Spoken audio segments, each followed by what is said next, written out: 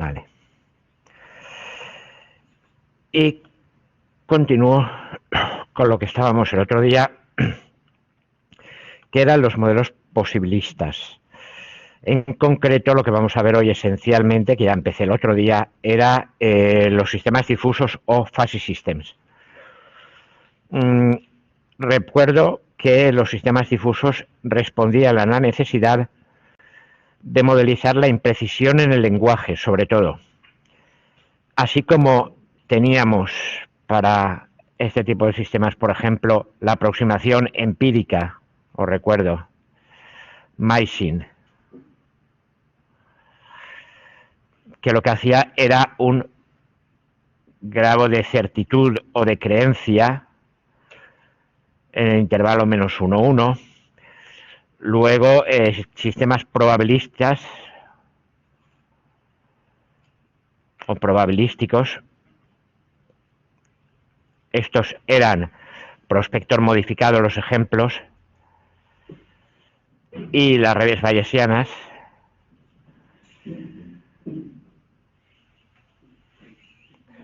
Estos tomaban la probabilidad estricta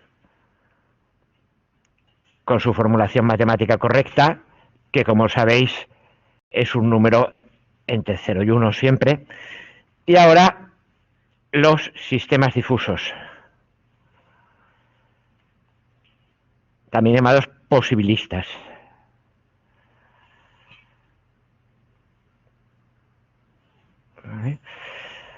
Aquí lo que vamos a tener es un grado de pertenencia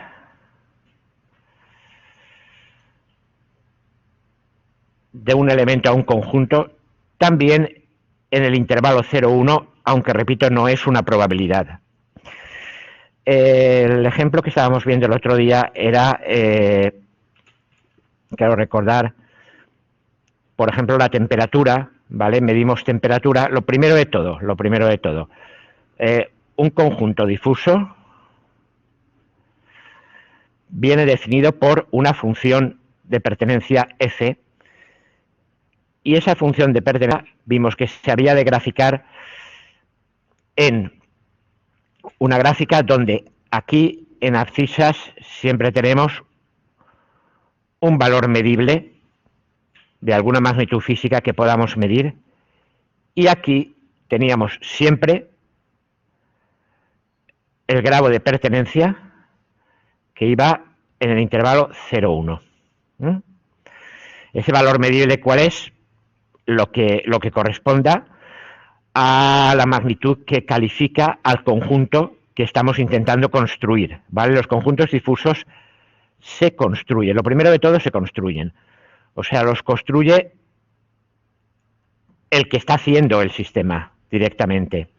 Por ejemplo, el conjunto difuso de temperatura agradable. Aquí es donde nos entra lo de la imprecisión en el lenguaje. ¿Agradable qué es? Agradable es una cosa distinta para cada uno. Entonces es cada persona la que ha de construir el conjunto difuso de las temperaturas agradables. Por ejemplo, para mí, por debajo de 15 grados, por debajo de 10, digamos 12 grados, a mí la temperatura no me resulta nada agradable. Entonces le pongo un grado de pertenencia de 0. Entre 12 y 20, pues me resulta más o menos agradable.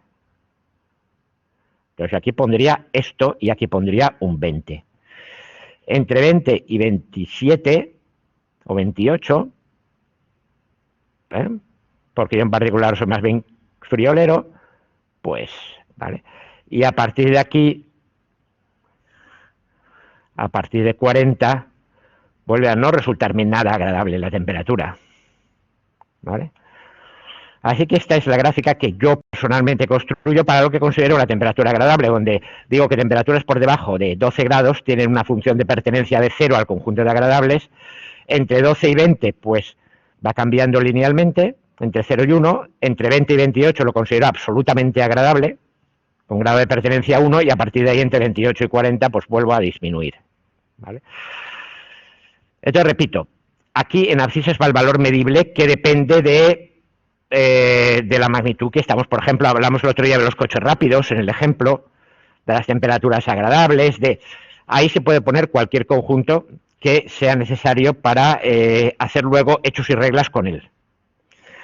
Y esto pues tendrá en abscisas las unidades que proceda. En ordenadas, sin embargo, siempre está el grado de pertenencia y siempre va en 0,1. Por tanto, la función f, ¿vale?, es una función de R o de un intervalo real en el conjunto, en el intervalo cerrado 0,1. Ahora veremos qué funciones son razonables o cuáles son apropiadas para definir los conjuntos difusos. Bien, aquí estaba el otro día el ejemplo de coche rápido, por ejemplo, la mu es lo que he llamado f en la otra, en lo que acabo de escribir. Mu r sería el valor de pertenencia, la función de los coches rápidos. Pues si algún coche rápido, un coche tiene como velocidad máxima 60 km/h, evidentemente pertenece 0 a los coches rápidos. Si tiene 80, pertenecería a 0,2 y así sucesivamente. Bueno, pues a ver, el formalismo de esto. Dada una variable medible, cuyos valores posibles están en un conjunto E. Aquí por variable medible entiendo la temperatura, la velocidad máxima, cualquier cosa que yo pueda cuantificar. El conjunto difuso A, ese conjunto de todos los pares de la forma X mu sub A de X. La X puede ser continua o puede ser discreta. O sea, X puede ser de un conjunto finito o puede ser una variable que va tomando valor en un intervalo, como acabamos de ver, la temperatura y tal, una variable continua. Entonces, tenemos los pares que a cada valor de la variable le asignan el valor de mu sub A para todo X perteneciente al conjunto E, que es el conjunto en que está definida la variable, y la mu sub A siempre está entre 0 y 1, el grado de pertenencia. Mu sub A recibe nombre de función característica del conjunto difuso. Bien, si para todos los elementos del conjunto difuso se tiene que mu sub A es 0 o bien mu sub A es 1, ¿qué tendríamos entonces? Eso sería una función de esta manera. 0, aquí es 1, aquí es 0, aquí vuelve a ser 1, a partir de aquí es 0, ¿de acuerdo? Una función de este tipo o de este tipo, etcétera, ¿vale? ¿Eso qué es en la práctica? Eso significa que a partir hasta cierto valor no pertenecen al conjunto y desde cierto valor pertenecen absolutamente al conjunto.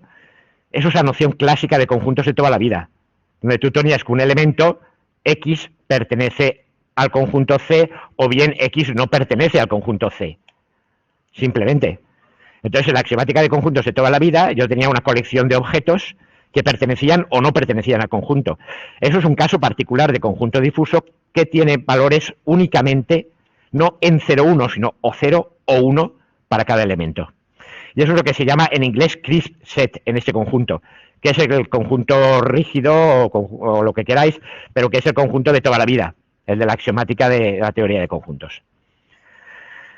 Bueno, pues si os fijáis bien, hay una correspondencia, ya la vimos en el tema de lógica, entre los conjuntos y los predicados del cálculo de predicados que tienen exactamente una variable libre. Por ejemplo, decíamos allí un predicado A de X, diría, el individuo H con valor X para la variable es de la clase A. ¿Esto qué es? Por ejemplo, recordad los predicados aquellos de niño X, ¿vale? O cosas de ese estilo, donde poníamos ahí algo y entonces el predicado tomaba valor true o false, diciéndonos si X era un niño o no era un niño, si era un pájaro o no era un pájaro, si era un correcaminos o no, etcétera, etcétera. Siempre tomábamos de esta clase. Bueno, pues esos predicados en realidad están definiendo un conjunto de los de toda la vida, un conjunto crisp. Tú le pones aquí algo y dices, si el predicado es true, ese algo pertenece al conjunto, y si es false, no pertenece al conjunto. De modo que el predicado te está definiendo un conjunto, ¿no? Bueno, entonces, ¿qué ocurría? Que a esa y luego, esta proposición era true o false. En los modelos probabilistas, a esas proposiciones les asignábamos una probabilidad. Es decir, decíamos, algo es un niño con probabilidad, o el motor está estropeado, X es un motor, y entonces decíamos, E de X está estropeado con probabilidad 0,5. Pero eso no es un grado de pertenencia, porque al final esa proposición terminará siendo verdadera o falsa, o sea, el motor estará estropeado o no lo estará. Y por eso no es lo mismo que esto. O sea, no sabemos si lo está o no y por eso asignamos una probabilidad. Pero de todos los motores que veamos, algunos estarán estropeados y otros no lo estarán. Pero no pueden estarlo un poco o estarlo y no estarlo simultáneamente. En cambio, esta vez la posibilidad, que no es probabilidad, ¿vale? Es el valor o el grado en que X expresa la propiedad A. Por eso esto no es válido necesariamente para todas las formulaciones. Hay algunas, bueno, imaginamos que yo quiero meter en un controlador difuso cosas como temperatura agradable. Ahí sí que tengo que hacer un conjunto difuso, ¿vale? Pero luego tengo que, por ejemplo, poner el motor de un ventilador y lo enciendo o no lo enciendo, ¿vale? Bueno, puedo encenderlo a mayor o menor velocidad, ¿de acuerdo? Vamos a ver, otras cosas en las que, por ejemplo, apareciera en el controlador difuso que algo está estropeado o no lo está. ¿Cómo hago un conjunto difuso con eso? Pues en realidad lo que tendría que hacer es un conjunto crisp, un conjunto de los clásicos, introducirlo como si fuera un conjunto difuso, porque esto también tiene cabida en la formulación. O sea que cuando necesite en la formulación de difusos introducir un conjunto rígido, lo puedo hacer con una función de este tipo que solo toma valores en 0, 1. ¿Vale? De difuso que expresa la propiedad A. Entonces, A debe ser susceptible de calificación difusa.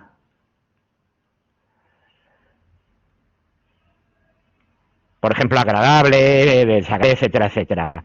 Y si no lo es, como estropeado o no estropeado, pues uso un conjunto crisp y no pasa nada. Y lo sigo pudiendo hacer funcionar dentro de este formalismo. ¿Eso qué quiere decir? Que dado estos conjuntos difusos, yo tengo predicados asociados A de X y B de X para cada posible X. Por ejemplo, agradable T. Lo de la temperatura de antes. Esto sería un predicado que tiene asociado un conjunto difuso. Bueno, y eso tendrá una función mu sub A que puede ser como la que os he dibujado antes en la pantalla o puede ser la que queráis poner de acuerdo a vuestras preferencias. Primero, ¿qué condiciones deben cumplir estas funciones? Lo que os decía, puedo poner cualquier función que me apetezca con ciertas condiciones. Primero que nada, 0 menor o igual que mu de A de X menor o igual que 1. O sea, el grado de pertenencia o el grado de cumplimiento de eso tiene que estar siempre entre 0 y 1 para todo E perteneciente al conjunto, lo que quiere decir que la función debe estar en el intervalo 0, 1. Segundo, debe cumplir que mu de no A X deba ser igual a 1 menos mu A de X. O sea, mu del complementario de A ha de ser igual a 1 menos mu A de X. Si yo decir una temperatura agradable, entonces la temperatura no agradable ha de ser igual a 1 menos la otra función. Que no quiere decir desagradable, ¿eh? Eso sería otro conjunto difuso, cuidado con esto. O sea que si yo pinto esto, ¿vale? Esto sería mu sub A de X, pongamos por caso. Entonces, esto de aquí debería ser mu de el complementario de A. De tal forma que en cada punto siempre sumen 1. 0 y 1, aquí 0,5 y 0,5, ¿vale? Sumarían 1, etcétera. Esa es la segunda propiedad. La tercera, mu de la unión de A y B, o del OR lógico de las proposiciones, es igual al máximo de los dos. Si yo quiero decir que algo, por ejemplo, yo tengo el conjunto de las temperaturas agradables y el conjunto de las temperaturas cálidas. Es decir, si una temperatura es agradable o cálida, es tomar el máximo de las dos en cada momento. Esto es el OR lógico, que equivale a la unión de conjuntos. En ese caso, la función de pertenencia de la unión es el máximo de las dos funciones de pertenencia. Naturalmente, si ambas están en 0,1, el máximo también estará en 0,1, por tanto esto seguirá siendo una función de pertenencia válida. Por otra parte, para la intersección, que es el AND, o la intersección de conjuntos, yo tengo que tomar el mínimo, ¿vale? El que sea cálida y agradable a la vez, para una cierta persona, habría que tomar el mínimo de las dos. Y ahora para la implicación, la mu de A implica B, que es lo mismo que en teoría de conjuntos A incluido en B, ¿vale? Ahí se toma también el mínimo, perdón, al revés, ahí,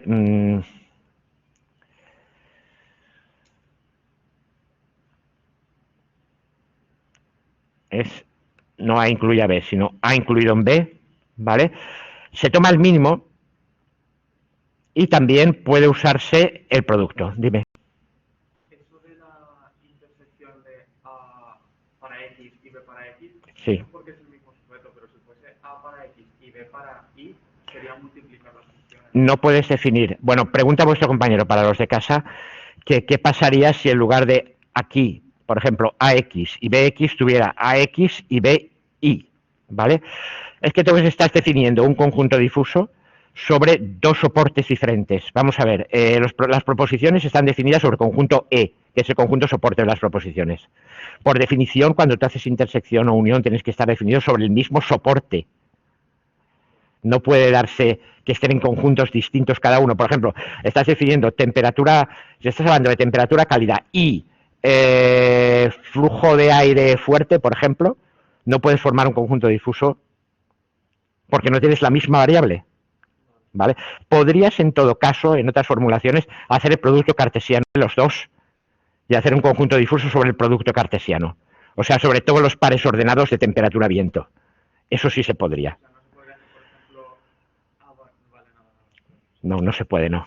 Vale, ya lo verás en la formulación que nunca hace falta eso, no existe como tal. Y cuando te hace falta, entonces haces el producto cartesiano. Entonces lo que acabas de decir es que, por ejemplo, si son dos variables diferentes, no se puede nada, pero si son medianamente relacionables, es decir, por ejemplo, lo que he mencionado de temperatura agradable, por ejemplo, si dijera viento poco, temperatura agradable. En ese caso tienes un conjunto para los vientos, para el grado de viento. Bueno, está preguntando también vuestro compañero. Y si tienes cosas que son más o menos relacionables como la temperatura y el viento y tal, entonces vamos a ver, tendrías un conjunto difuso para los valores de la temperatura, otro conjunto difuso para los valores del viento, que es, por ejemplo, viento molesto. ¿Vale? Podrías ponerlo también.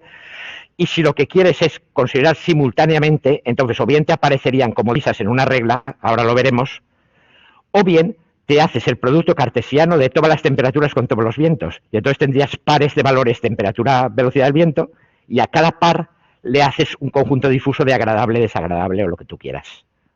¿Vale? Porque entonces ya tienes un único soporte para las dos variables.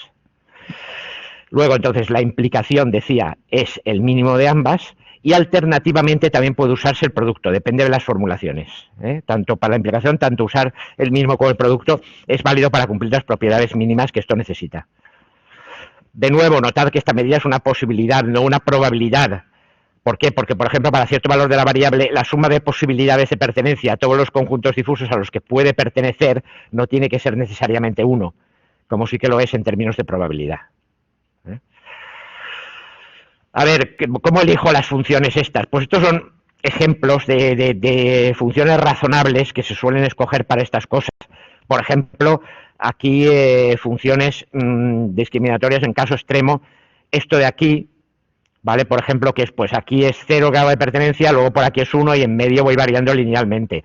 O al revés, por ejemplo, también puede ser. Esto de aquí es el caso extremo en el que las hemos asimilado a el conjunto CRISP. ¿Vale? Puedo hacer esta pendiente mayor o menor y cuanto mayor la haga, más se parece a la línea vertical y más se parece a un conjunto de los de toda la vida, el conjunto clásico. Esto también, funciones triangulares que no tienen por qué ser simétricas. Por ejemplo, puede resultarme muy agradable en este intervalo y después, ¿vale? Por ejemplo, a mí entre 12 y 20 grados me resulta agradable, pero luego va bajando entre 20 y 40. ¿Vale? O sea que esto puede ser un rango y esto puede ser otro rango distinto. Y es que aquí no hay ninguna regla, quiero decir, es el creador del sistema el que califica su variable y le pone su grado de pertenencia de acuerdo a sus preferencias. ¿Eso qué quiere decir? Que cuando yo haya hecho el sistema está hecho para mí. Lo que salga y las conclusiones me valdrán a mí, consistentemente con las funciones que yo he puesto. ¿Vale? Porque recordad que estamos captando la incertidumbre o la imprecisión en el lenguaje. Y eso es una cosa que es muy personal. Las funciones trapezoidales también se pueden usar perfectamente, como esta o esta, pueden o no ser simétricas, ¿vale? Funciones gaussianas de esta clase, funciones sigmoidales, ¿eh? Bueno, una gaussiana ya tenéis idea de lo que es, ¿vale? Y ya lo habéis visto en probabilidad y todo eso. Es la clásica campana de Gauss de elevado a menos x cuadrado con elevado a menos kx cuadrado, etcétera. Esta de aquí, la función sigmoidal, la vamos a ver luego porque tiene otras aplicaciones en redes neuronales, ¿eh? Es una combinación de exponenciales. Básicamente es cualquier función que valga 0 aquí, 1 aquí y en medio sea uniformemente creciente o uniformemente decreciente. Bueno, pues cualquiera de ese estilo se puede poner, o en general cualquiera, porque no hay ninguna restricción a lo que tú quieras poner. Y ahora con esto, ¿qué vamos a hacer? Vamos a llevarlo a los sistemas de hechos y reglas, que es lo que hemos hecho también en las redes bayesianas y en el prospector y tal, de la siguiente manera. En un sistema de hechos y reglas de este tipo teníamos if, premisa 1, y premisa 2, y premisa 3, y premisa n, entonces teníamos una conclusión S. Bueno, pues las premisas son de la forma A sub i, es decir, predicados con una variable libre, que tienen una posibilidad asociada. O sea, H es el H con valor X es A sub i con posibilidad mu sub A de X. Cada uno de estos, en lugar de ser EM, el motor está estropeado, no está estropeado o tal, o poner una probabilidad, como hacíamos en las redes bayesianas, aquí le vamos a poner una posibilidad, una mu sub E.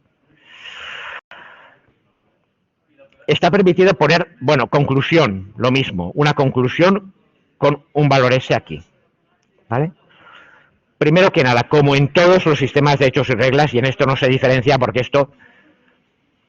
A ver, el problema que hay aquí, este problema no lo resuelve nadie, ni los sistemas posibilistas, ni los probabilistas, ni nadie. Y es el problema de tener dos conclusiones con un OR. Las conclusiones las tienes que tener con un AND. Y entonces, en realidad, lo que estás haciendo es abreviar dos reglas. Si de todo esto se deduce A y B, entonces se deduce A, y en otra regla también se deduce de lo mismo B. ¿Vale? O sea que si aquí tienes C1 y C2 y no sé qué, pues no hay ningún problema, porque esto en realidad es la abreviatura de varias reglas. Las que tienen todas las premisas y C1, todas las premisas y C2, etcétera, etcétera. O sea que eso no tiene importancia. Y el problema del OR no puede hacerse, no puede usarse en esta formulación, como tampoco podía usarse ni en la probabilista ni en nada. De hecho, la única vez en que lo vimos era cuando, en la lógica formal, en cláusulas no Horn, que tenían más de una conclusión en el lado derecho. Y eso ya os dije que no siempre se podía resolver, que estaba probado que no necesariamente había forma de resolución, mientras que las de Horn sí. Bueno, por conectarlo todo junto, que veáis que no son tan distintas estas cosas de todo lo que hemos venido viendo hasta ahora para representar el conocimiento. Como decía, está permitido poner más de una conclusión, con lo que en realidad la regla es una abreviatura, y la regla en sí puede estar afectada también de un valor de posibilidad S, igual que nos pasaba en las reglas de Meissen. Al final hay un valor de posibilidad en 0,1 que ahora veremos qué hacemos con él. Lo que viene a decir esto es, en el caso de que todas estas premisas se cumplieran, vamos a ver, S significa valor de posibilidad de que la conclusión C de X se cumpliese si la premisa 1 para X tuviera valor de posibilidad 1 y puntos suspensivos y la premisa N para X tuviera valor de posibilidad 1. O sea, esta C sería, ¿qué valor de posibilidad le daríamos a la conclusión? Si todas las premisas se cumplieran con valor de posibilidad 1. O sea, si el valor que estoy pasando diera 1, el valor o valores dieran 1 en todas las premisas. Tuvieran pertenencia absoluta en todas las premisas. Y veremos cómo usamos esa S. Bueno, esto se usó, se inventó a finales de los años 70, 80, estuvo muy en boga, en los 90 también, y se sigue usando. Y está metido en muchísimas... Primero es fácil de programar, ahora lo veréis, que no tiene... Es un poco difícil de construir, pero cuando lo tienes construido es muy fácil de programar. Y sirve sobre todo para controlar, una cosa muy cómoda es controlar con él dispositivos. Y de hecho está metido en los controladores de montones de dispositivos de domótica, por ejemplo. Está empotrado en los microcontroladores de la domótica muy habitualmente, de persianas, de temperaturas, de no sé qué, porque va muy bien para construir estas cosas. Esencialmente, La extensión de la lógica borrosa es el uso más exitoso, sobre todo en controladores borrosos, que son un algoritmo para controlar sistemas reales, como sistemas eléctricos, sistemas mecánicos, en donde determinadas cuál es la acción física correcta que hay que aplicar en cada momento a partir de lecturas de valores físicos y de su procesamiento con reglas. De hecho, uno de los primeros ejemplos más relevantes, en Japón tuvo y tiene un auge enorme, tuvo mucha, bueno, concretamente el padre de los sistemas difusos era un señor que murió ya muy mayor el año pasado, Loftizadeh, que era un ingeniero norteamericano de origen iraní, y que vivió desde muy pequeñito con su familia, emigró a Estados Unidos y luego tuvo enorme aceptación en Japón, y de hecho el segundo padre de la lógica formal es un tal Sugeno. Bueno, pues uno de los ejemplos más relevantes es el sistema de frenado de los trenes bala japoneses, el Shinkansen, que es la primera alta velocidad del mundo, fue la línea Tokio-Osaka ya en los años 70, que llegaba a los casi 300 km/h en la lanzadera que unía las dos ciudades enormes, ¿no? Y claro, el problema se lo plantearon muy pronto, es cómo frenabas cuando llegabas cerca de las estaciones, porque frenar desde 300, si frenas demasiado gastas una cantidad de energía y además desde el punto de vista del pasajero es incómodo. Si frenas demasiado pronto, entonces pierdes tiempo, y esos trenes están hechos para ser rápidos y cubrir en el menor tiempo posible la distancia. Entonces, bueno, ¿qué pasa? Que los maquinaristas poco a poco se acostumbraron a frenar apropiadamente y sabían lo que tenían que hacer con el freno y con el acelerador, depende de dónde estaban y tal. Y entonces se planteó, bueno, ¿y eso cómo lo hacen? Y el maquinista no te lo sabe explicar, te dice, bueno, entonces cuando veo que tal, pero si resulta que estoy en pendiente, entonces freno un poco más. Pero un poco más, ¿qué es? ¿Me lo puede explicar? Bueno, pues con los sistemas difusos, el frenar un poco, frenar mucho, eso se puede plantear en forma de conjunto difuso. Bueno, pues lo hicieron y tal, y realmente funcionan así, como otras muchas cosas en control, y funcionan muy bien, ¿eh? Manejo también ahora está en manejo de persianas en calefacción y sistemas domóticos, en lavadoras, de esas lavadoras inteligentes, entre comillas, que gradúan la cantidad de detergente y la temperatura en función del peso y de otros sensores. O sea, siempre que tengas sensores y con ellos quieras tomar una decisión, control de turbinas en aerogeneradores también, los clásicos son molinos aerogeneradores que estamos viendo constantemente en el campo. Bueno, ¿cómo vamos a diseñar un controlador borroso? Primero, hay que definir cuáles son los objetos relevantes que participan en el proceso, tanto los que proporcionan entradas, que suelen ser sensores, como los que generan salidas, que suelen ser actuadores. La última práctica, por cierto, simplemente os pongo un problema, bueno, un par, y tenéis que hacer el controlador borroso sin más indicación. Entonces lo que tenéis que hacer es decidir cuáles son las entradas y cuáles son las salidas. ¿Qué me está proporcionando aquí información? ¿A qué le tengo que dar yo información o qué tengo que controlar? Imaginad el sistema, por ejemplo, de calefacción de una habitación. ¿Cuáles serían las entradas y las salidas razonables? La temperatura ambiente de entrada es la entrada razonable, por supuesto. ¿Salidas? La propia, efectivamente, control de la propia calefacción. Por ejemplo, si es una calefacción de aire acondicionado, pues la cantidad de aire que expulsa y la temperatura a la que lo expulsa. ¿Vale? Si es un radiador eléctrico, pues el tiempo que está encendido y la potencia a la que está encendido, por ejemplo. Otras entradas posibles. Número de personas en la habitación. Es una entrada muy, muy importante porque cada uno de nosotros radia 200 vatios, ¿eh? O sea que es también importante. Luego, más cosas. La temperatura exterior. Porque recordad que estamos metidos en una sala que está intercambiando calor con el exterior. Entonces, alguien podría decir, pues la conductividad térmica de las paredes, porque no es lo mismo poner una pared gruesa y aislada que una pared fina y tal. Pero eso no es una entrada ni una salida, porque eso no lo controlo yo, ya me viene dado. Eso es un parámetro del modelo y lo que hay es lo que hay, ¿vale? Entonces tengo que, en esa habitación concreta, de acuerdo a las temperaturas interior y exterior, al número de personas y a lo mejor a otros factores que no se me ocurren ahora, graduar las salidas. El tamaño de la habitación también es relevante, evidentemente, aunque no, eso tampoco, porque igual que el aislamiento y tal, te viene dado. Ahí no lo puedes tocar, ¿vale? Es algo que tú puedas calificar, ¿vale? Y que sea variable. Si es constante, no es un conjunto difuso. Entonces definimos cuáles son los valores medibles tanto para esas entradas como para esas salidas. Ejemplo, la temperatura de la habitación, pues valor medible, la temperatura medida en grados, entre -10 y 40, por ejemplo. Le doy el rango normal en el que puede estar. Que no estoy muy seguro del rango, pues me paso un poco, no pasa nada. O sea, si me quedo largo, no hay ningún problema, luego le pondré pertenencia a 0 a eso y ya está. Y las salidas también, por ejemplo, pues eso, temperatura, o sea, potencia del radiador, por ejemplo, o flujo de aire, que pueda medir potencia del radiador en vatios, flujo del aire en metros cúbicos por hora o lo que sea. Entonces defino cuáles son los conjuntos difusos que intervienen calificando tanto a las entradas como a las salidas. Hay que especificar las funciones mu sub a y mu sub b. ¿Cuántos conjuntos difusos pongo? Los que yo considere necesarios, y ahora lo veremos, esto requiere un poquito de práctica. Luego, cuarto, escribir las reglas de control de la forma if-then. Si esta variable tiene valor agradable y esta otra tiene valor desagradable y tal, entonces poner la calefacción fuerte, pongamos por caso.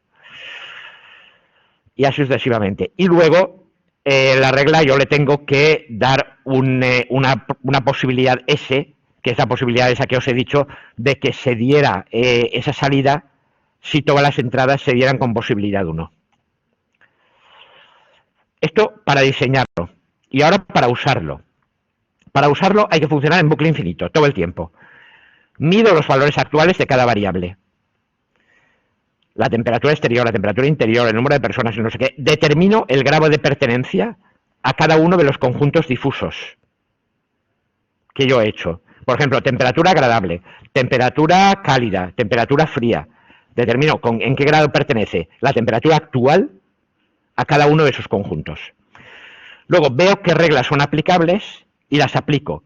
Y me salen, por tanto, unos valores de pertenencia de la variable de salida a un conjunto difuso. Es decir, lo que me saldrá, por ejemplo, es pon el radiador fuerte o dale un flujo de aire intenso.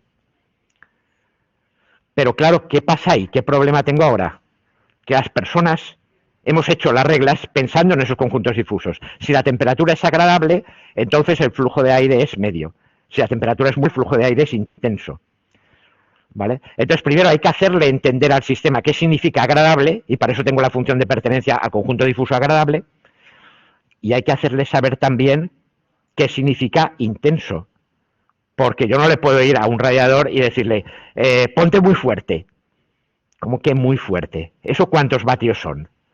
Entonces tengo que volver atrás, y esto se llama combinar todos los valores anteriores en uno y dar una respuesta final numérica que se llama difasificación. O sea que primero convierto las entradas numéricas en valores difusos. Trabajo con ellas, obtengo un valor difuso y lo vuelvo a convertir a salida numérica. Porque al final yo tengo que atacar los actuadores con valores numéricos. ¿Vale? Tengo que dar una fuerza de frenado al tren.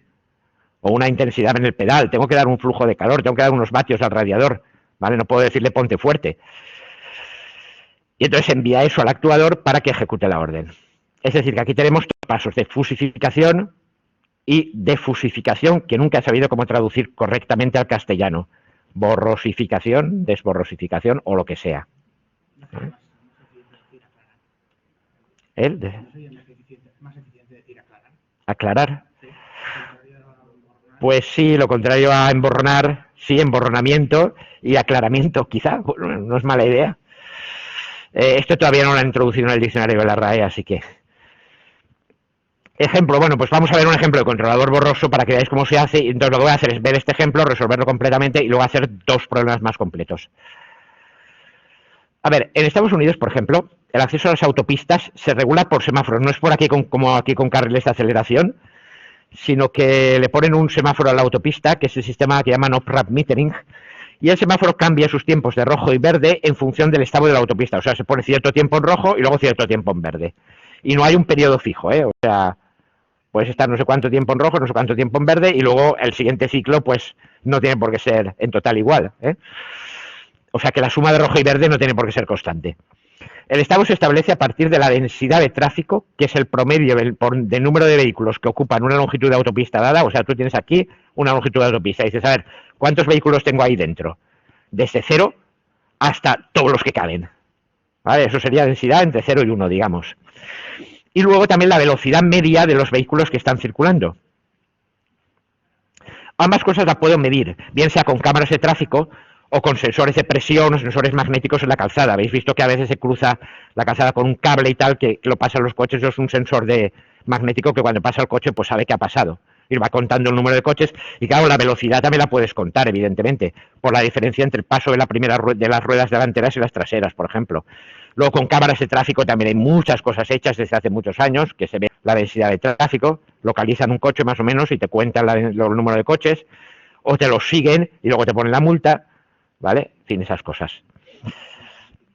Bueno, entonces, tenemos variables que son la densidad de tráfico y la velocidad media.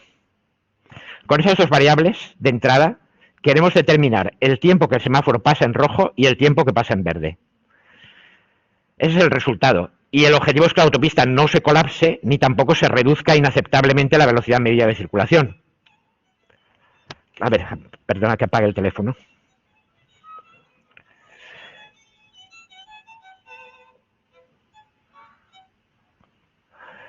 Y lo silencie.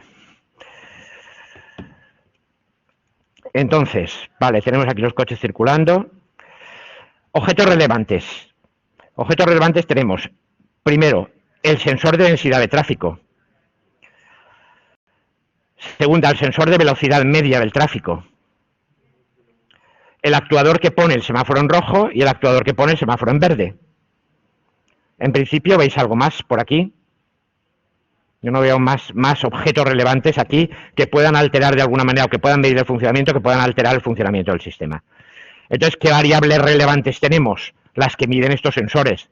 Concretamente, el valor de la densidad de tráfico. La densidad de tráfico la vamos a medir en 0,1. No es obligatorio, aquí puedes poner, ya digo, o igual la velocidad media, en cambio, la vamos a medir en millas por hora y puede tener cualquier valor. Pero la densidad la vamos a poner en 0,1 para decir, densidad 0 es en el tramo que estoy observando ningún vehículo y densidad 1 es el tramo que estoy observando está completamente colapsado, ¿vale? Esto que dicen, por ejemplo, de las autopistas de salida de Madrid, la autopista de La Coruña, que se sabe que hay asfalto porque algún día alguien lo vio, pero que ahora lo único que se ven es coches, ¿no? Entonces sería 1 todo el tiempo. Luego, valor de la velocidad media, medida en millas por hora de los vehículos. Esto está así medido porque el ejemplo eran autopistas norteamericanas. Tiempo que el semáforo está en rojo, en segundos. Y tiempo que el semáforo está en verde, también en segundos. Vale, ¿qué conjuntos difusos vamos a usar? A ver, para conjuntos difusos, para la densidad de tráfico, la vamos a calificar en 3 conjuntos, que son ligera, light, media, medium heavy y alta heavy. ¿Por qué esos 3? ¿Por qué no 2? ¿Por qué no 5? Bueno, ahí no hay ninguna norma. Es simplemente preguntarles a los diseñadores del sistema que ya están funcionando con aquello, oiga, ¿usted cuándo pone el semáforo mucho tiempo en rojo? Ah, pues cuando veo una densidad alta o fuerte. Y esto, pues cuando veo una densidad media. Y entonces, de acuerdo a los adjetivos que ellos usan para calificar aquello, es como tú te con sus conjuntos difusos. Preguntas a los expertos, ¿cómo usted califica estas variables que está midiendo? Pues yo las voy a calificar en estas categorías. Pues cada una de esas categorías debe ser un conjunto difuso. Entonces la calificaremos como light, medium, heavy, ¿vale? Y alta, que es heavy. Luego, para la velocidad también es slow, medium, fast y fast, ¿vale? Lenta, media o media rápida y rápida. Y luego los tiempos de semáforo, pues vamos a poner por coherencia los mismos conjuntos difusos para el tiempo en rojo y para el tiempo en verde. Porque, ojo, cada variable va calificada con su conjunto, no tienen por qué ser los mismos. Entonces serían corto, short, medio, medium, long y largo, long. En una práctica del año pasado también había como datos la temperatura interior y la temperatura exterior. Y alguien preguntó, ¿y cuántos los conjuntos difusos son los mismos? Hombre, pues normalmente sí, ¿vale? Pero a lo mejor no, porque la temperatura interior tú la calificarías de agradable de distinto modo que calificas la temperatura exterior de agradable. ¿Qué es agradable para ti? Cuando estás en una habitación, 15, 16 grados. Cuando estás fuera, a lo mejor estás en el norte de Europa, preguntas y les dicen que 10 es temperatura agradable. Acostumbrados a estar todo el invierno bajo cero. Entonces, de acuerdo a eso, pues puedes ponerlo. O sea, que aunque sea la misma variable, no es obligatorio, aunque sea la misma variable física, no es obligatorio que esté calificada con los mismos conjuntos. En este caso sí. Bueno, como hemos usado dos variables de entrada, que son densidad y velocidad, y tres propiedades a la primera, la densidad, y otras tres a la segunda, el número de combinaciones de entrada es 9. ¿Por qué? Porque yo puedo tener densidad ligera con velocidad lenta, densidad media con velocidad lenta y densidad alta con velocidad lenta. También puedo tener densidad media con velocidad lenta, densidad media y así sucesivamente, todas las combinaciones. O sea que el número de posibilidades de entrada, y esto es lo que os decía antes, en realidad es hacer el producto cartesiano. Por eso en general no era necesario hacerlo a menos que quiera reducir dos variables a una sola, porque estén muy conectadas, y entonces te haces el conjunto de pares ordenados de valor de una por valor de otra y haces una única función de pertenencia difusa. ¿Vale? Pero si no es así, en general haces una para cada variable. Bueno, pues el número de combinaciones posibles de la variable de entrada es el número de reglas, ¿vale?, que tienes que usar. O sea, variable de entrada 1 por tal. Esto sería concretamente, el número de reglas sería el productorio desde i igual a 1 hasta el número de variables de entrada, n input, de el número de conjuntos difusos de la variable i. Para cada variable multiplicas el número de conjuntos difusos en los que puede pertenecer y eso te da el número de posibles combinaciones de entrada, que es el número de posibles reglas. ¿Por qué? Porque una regla dirá, si la primera variable es esto y la segunda es aquello, entonces hacer tal. Si la primera variable es esto otro y la segunda es aquello, entonces y así todas. Queda claro ya cómo se van a escribir las reglas, ¿no? En los antecedentes, todas las combinaciones. Y en los consecuentes, lo que el diseñador, basándose en su sentido común, decida. Concretamente, las nuevas reglas que vamos a usar aquí serían: regla 1. If density is heavy and the speed is low, then red light is long, green light is short, con valor de S igual a 1. O sea, si la densidad fuera heavy, fuerte, pesada, densa, con valor 1, absolutamente densa, digamos, y la velocidad es realmente lenta, absolutamente lenta, sin paliativos, entonces tendrías que poner la luz roja durante bastante tiempo, un tiempo largo, y la luz verde un tiempo corto. ¿Vale? Con lo cual dejarías entrar muy poquitos coches, ¿vale? Porque ya la carretera la tienes cargada y encima está a punto de colapsarse. Lo mismo aquí, si la density is heavy, speed is medium fast, entonces red light es un poco más corta y la green light es medium long. ¿Vale? O sea, ahora la cortamos un poco el tiempo al rojo y le subimos un poquito el tiempo al verde. Y así. ¿Cuánto es un poquito y tal? Es que ahora vendrá eso del cálculo. De momento estamos usando variables de calificación lingüísticas.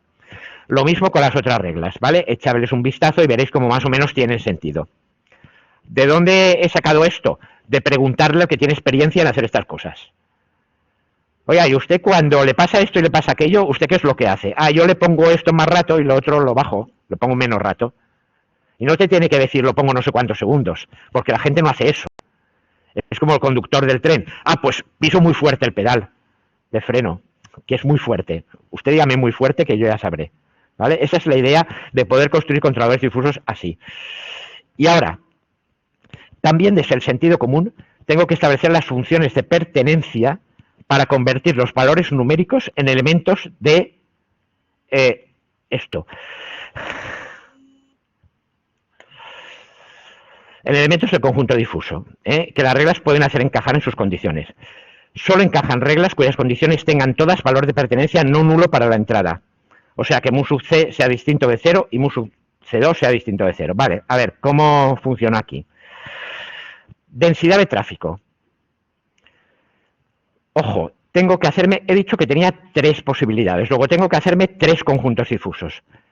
Por comodidad y como la densidad de tráfico tiene el mismo rango, está en 0, 1 para cada uno juntos, dibujo las tres gráficas en una sola.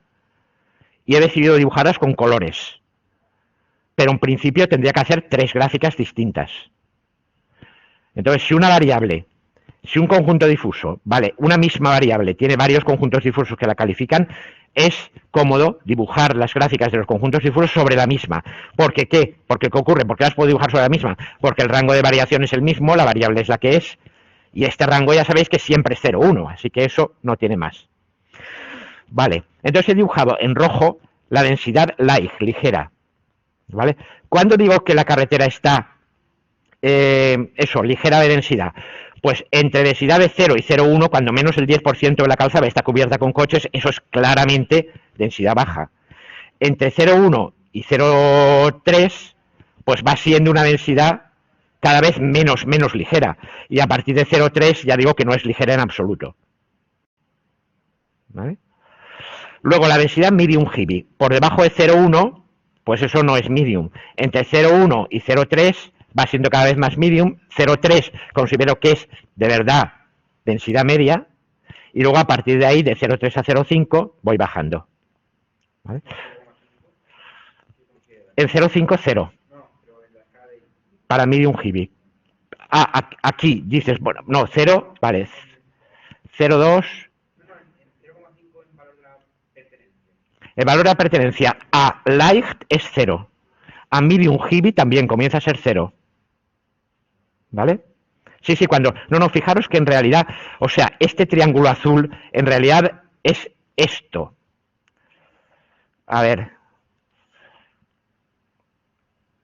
Azul. Esto es en realidad esta función. Si la densidad de tráfico fuera 0,2, entonces el valor de pertenencia sería, me olvido aquí, resulta ser 0,5.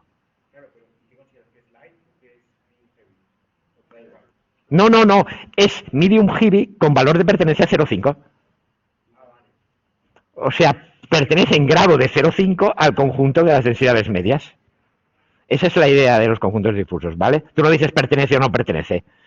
De hecho, aquí solo pertenece absolutamente para el valor de 0,3.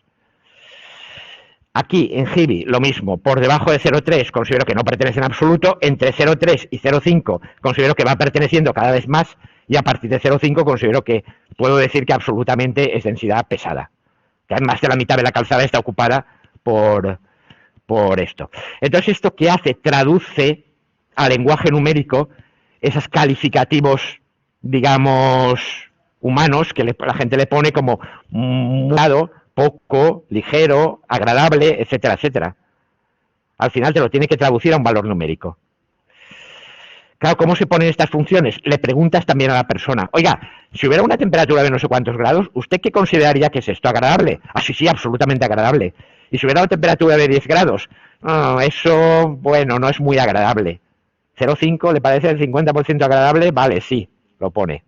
Entonces esto hay que ponerlo. Por eso estas funciones se suelen hacer como lineales un poco a ojo. ¿Vale? Se les pregunta cuáles son los puntos, digamos, de cambio de criterio, más o menos, y a partir de ahí, pues, ¿vale?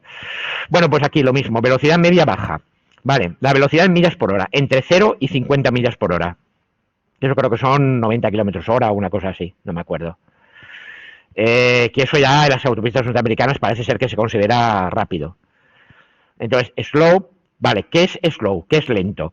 Velocidad media entre 0 y 5 millas por hora, eso es realmente lento, por supuesto. Entre 5 y 20 millas por hora va siendo tal. Y a partir de 20 millas por hora ya no se considera que sea lento, en absoluto. En cambio, velocidad medium fast, pues por debajo de 5 no es medium, entre 5 y 20 va siendo cada vez más medium, de 20 a 35 va siendo cada vez menos medium y a partir de ahí ya no es velocidad media. Y velocidad rápida, por debajo de 20 no es rápida en absoluto, entre 20 y 35 va siendo lo más y a partir de 35 millas por hora se considera que es una velocidad rápida para circular. Y luego el tiempo de permanencia en un color. Esto ya se le pregunta también, por ejemplo, aquí tenemos tiempo de permanencia, ¿qué se consideraría un tiempo de permanencia short? Pues, a ver, 0. ¿Por qué aquí no he empezado aquí? ¿Por qué aquí no he empezado haciendo esto, que sería lo intuitivo? Claro, en un tiempo de permanencia no tiene sentido el 0 realmente. ¿Vale? En tiempo de permanencia le das a algo. Es esto que hacen a la entrada de Valencia con el semáforo para impedir los atascos y tal. ¿Qué es lo que hacen? Pues ponen el tiempo y prácticamente cuando se cambia, yo digo que le enseñan el verde.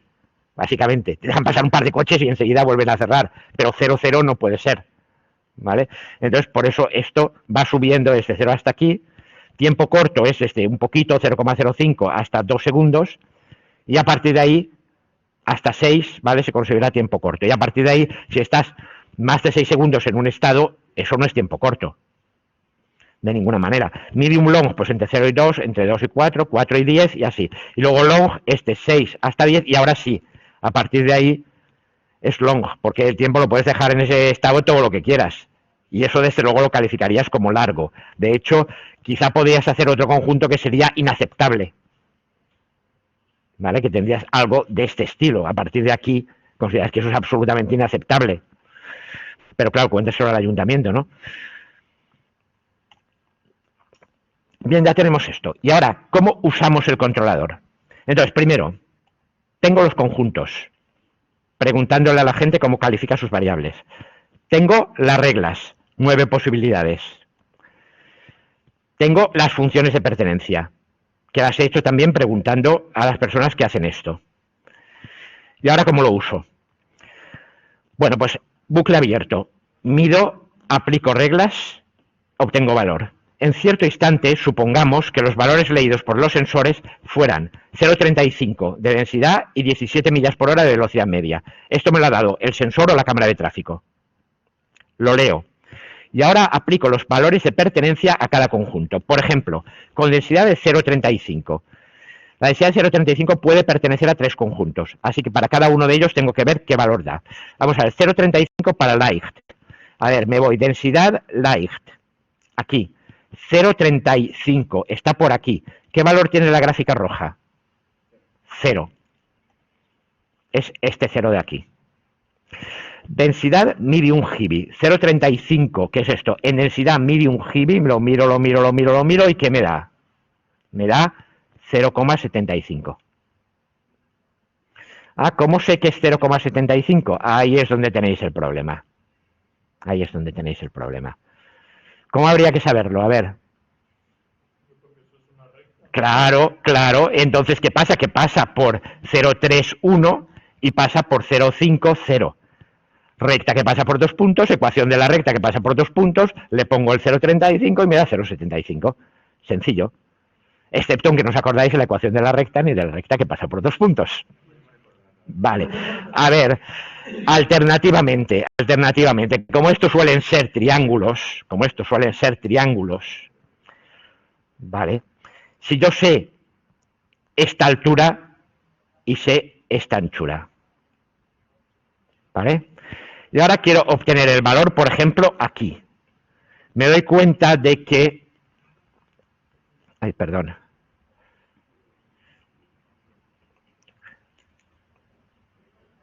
Me doy cuenta de que este triángulo de aquí y el triángulo azul son triángulos semejantes. Y entonces, ¿qué hago? Esto, por ejemplo, digamos que esto es A y esto es B. Y esto de aquí es C y lo sé. ¿Por qué lo sé? Si esto es 0,35 y esto es 0,5, pues esto es a 0,15.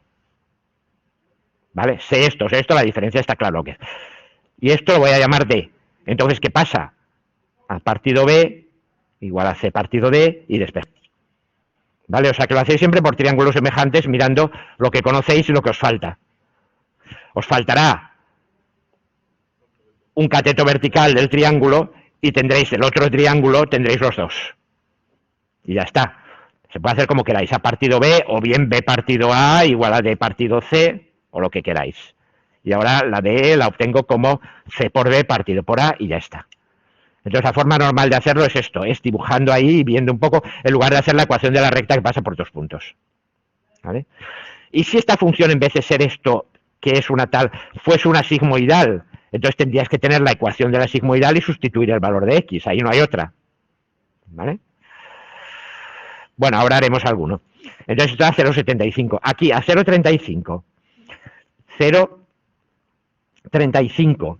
¿Vale? Para medium heavy queda 0,35, para medium heavy da 0,75 y para heavy queda, para heavy da 0,25. Claro, si sabes que siempre es 1, pues calcules 1 y ya está, ¿no? No tiene por qué sumar 1 los 3 conjuntos, esto no es probabilidad, cuidado, no es probabilidad, ¿vale? Si haces 1 y su complementario, eso sí, pero aquí el conjunto medium heavy y el conjunto heavy nadie ha dicho que sean complementarios, no lo son. Sí. Pero lo que es averiguar en qué segmento estaría, ¿no sería más sencillo dividirlo en el doble de trozos? Es decir, un trozo donde esté individualmente el cubo en uno, otro donde esté interseccionado antes y otro donde esté interseccionado después, antes de llegar a los picos, ¿no? Sí. No, de hecho, vamos a ver, cuando tú quieres por aquí, por este tramo, entonces el triángulo que tomas es este. Por supuesto. O sea, sí, siempre tomas el triángulo que te conviene. Eso, por supuesto, tomas este. Aquí he tomado este porque me convenía este otro triángulo, pero aquí tomarías estos de delante, ¿eh? O sea que sí, si tomas el triángulo que te conviene en cada momento. Era un ejemplo. Bien, lo mismo para esto, etcétera. Y luego la 0,25. Luego para la velocidad. Velocidad slow. Velocidad de 17 millas por hora. 17, 15, 17, ¿vale? Y esto para la velocidad slow. Bueno, pues esto resulta salir de 0,2, ¿vale? ¿Cómo he hecho el 0,2? Vamos a ver, sería 20 menos 15, 20 menos 5, 15 partido por 1, ¿vale? Igual a este triángulo de aquí, de 17 a 20, son 3 partido por X, ¿vale? X, por tanto, igual a 3 partido 15, que es 1 partido por 5, que es 0,2. De ahí me ha salido el 0,2 este que me aparece aquí, ¿vale? Y luego para la otra es 0, claramente, valen 17, 15, 10, 17 ahí, 17. Para el valor fast está claro que es 0. No ha empezado todavía a subir. Vale, pues ya tengo esto. He marcado en rojo las que son 0. ¿Por qué? Porque las reglas en las que intervenga eso simplemente no se van a aplicar. ¿Por qué no se van a aplicar? Las reglas en las que intervenga de mu leicht, ¿vale? O sea, densidad ligera o velocidad rápida no se van a aplicar. ¿Cuáles son? A ver, densidad ligera, densidad ligera, densidad ligera, densidad ligera, densidad ligera, densidad ligera, densidad ligera, velocidad rápida. Speed is slow, speed is fast, speed is slow, speed is medium fast, speed is slow, speed is fast, ¿vale? ¿Me he dejado alguna también? Aquí sí, me he dejado esta, efectivamente. ¿Vale? Entonces, ¿qué me queda? Me queda esta regla,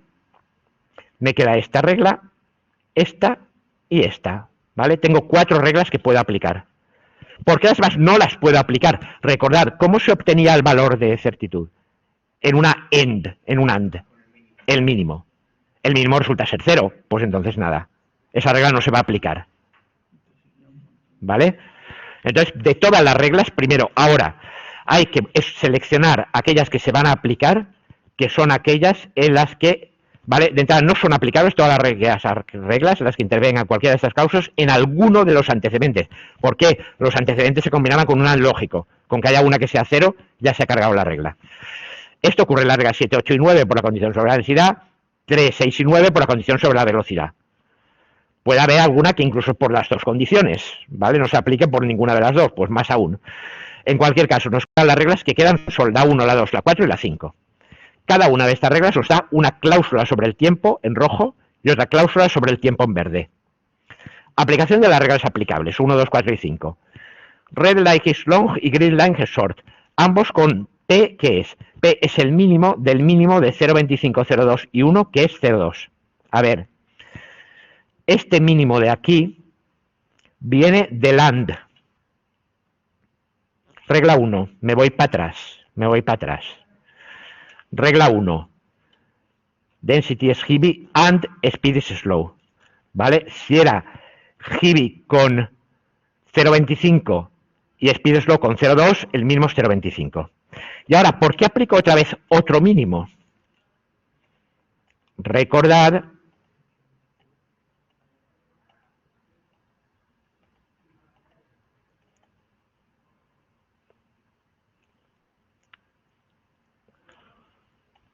up.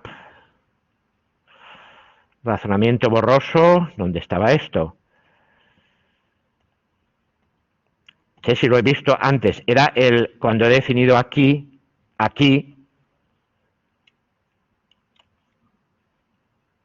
la implicación.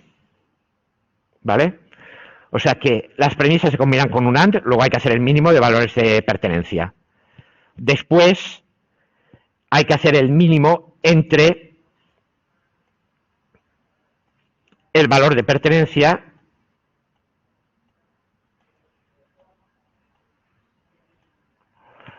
y el 1 de la regla, ¿vale? Esto es el S igual a 1. Podría haber puesto otra cosa en la regla, y entonces ahí aparecería. En general, también es verdad que cuando das estas reglas, la mayoría de las reglas la S suele ser 1. Suele. Pero no es obligatorio, hay que preguntarle a la persona. Vamos a ver, si usted está absolutamente seguro de que es slow y está absolutamente seguro de tal, ¿estaría absolutamente seguro de esto? Ah, pues sí. Vale, pues entonces 1. Pero si te dice, bueno, hasta cierto punto, entonces le puedes poner otra cosa. Recuerda que sea lo que sea hay que ponerlo, no se os olvide nunca porque se os suele olvidar en los problemas. Sí, porque hemos definido, recuérdalo, las reglas aquí. No, 2 no podemos poner. Ha de ser un número entre 0 y 1.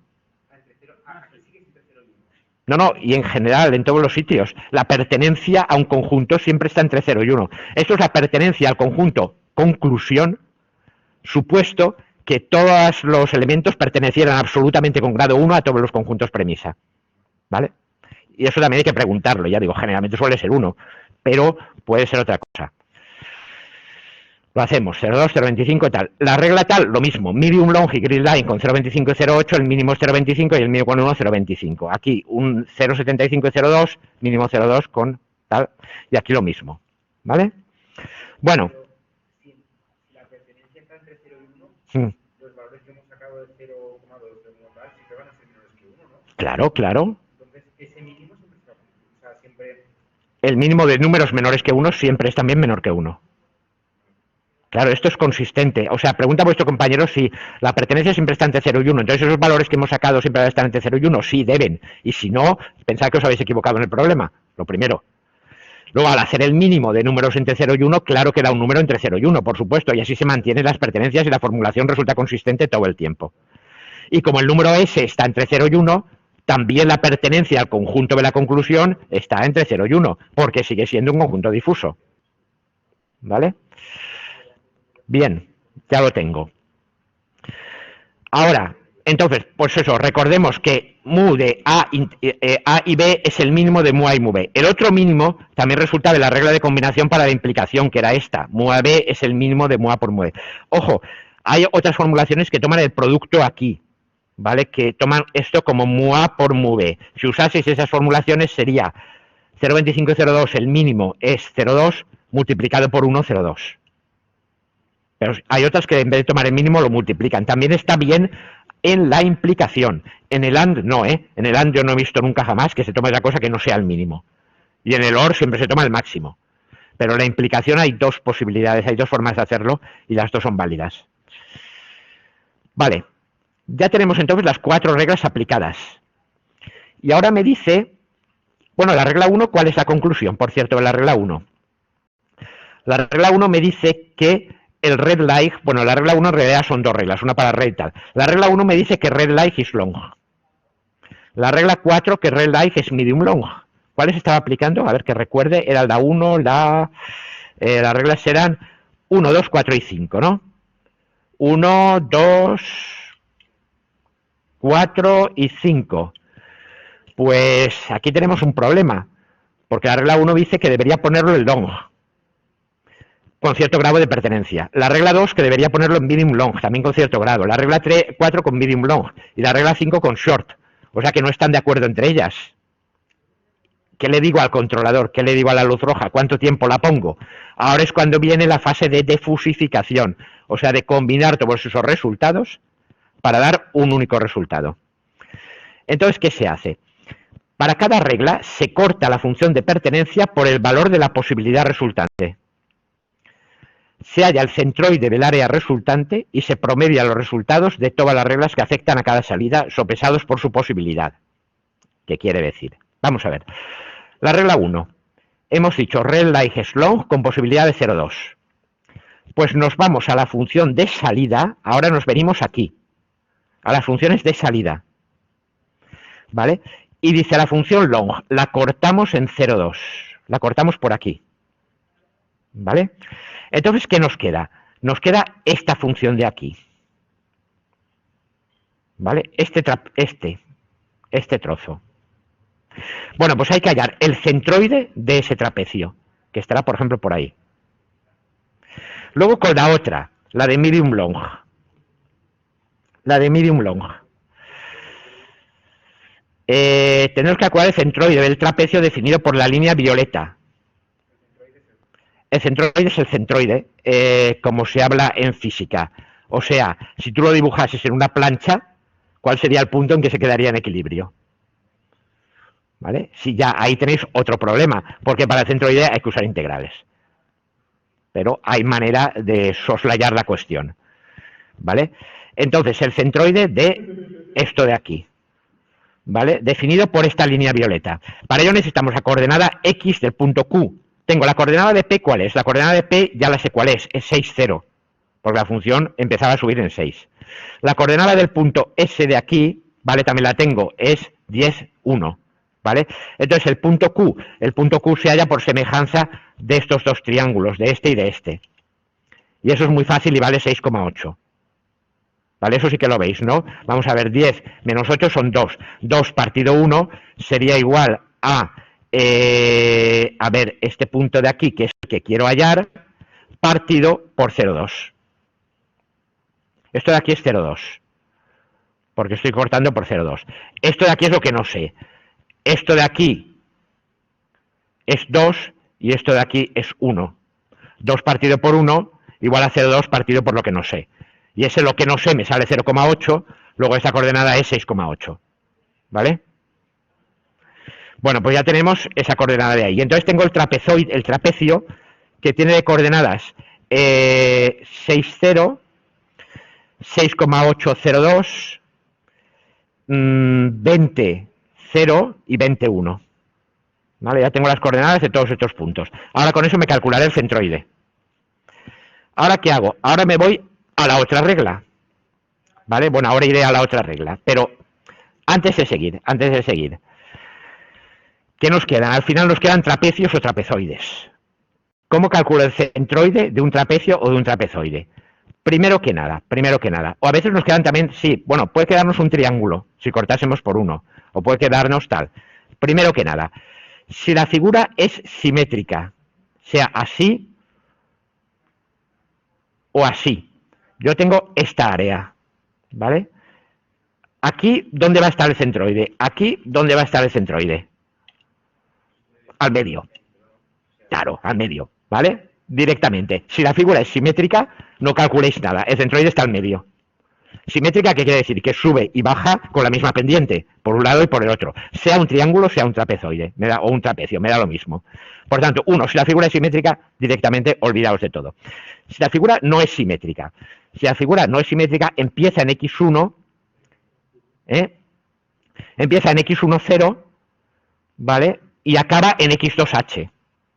Luego este empieza en X3H y acaba en X4, 0.